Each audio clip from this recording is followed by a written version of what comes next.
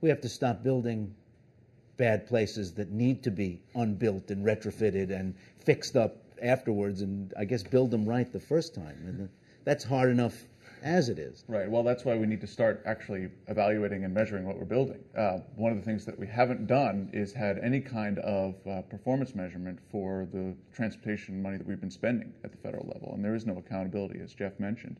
Bipartisan Policy Center has been very focused on trying to develop performance measures for transportation investment at the federal level to know what we're getting for our money and to be sure that we're trying to do trying to make the kind of investments that will prevent us from having to retrofit in the next generation.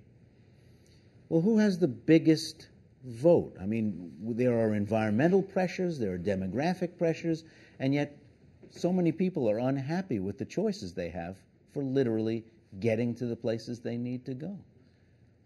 Well, I think that the discussions around transportation policy, whether you're talking at the local level, at the state level, or at the federal level, have in fact been fairly insular.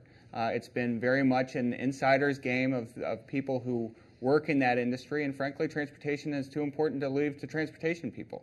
It affects everyone. It affects us all on a daily basis. You said you weren't an expert. You use transportation every day.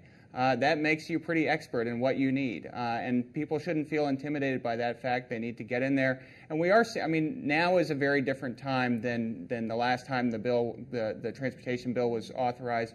You have health constituencies that understand if young kids are always in their car, they're not getting active transportation. It's leading to an obesity crisis. You've got development interests who are recognizing the changing demographics and the changes that means in the market.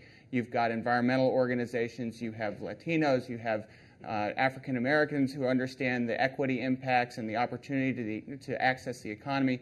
These groups, these people are all getting engaged, and that's, ultimately they have to make their wishes known and understood, and in the places where the decision making has in the past been more insular.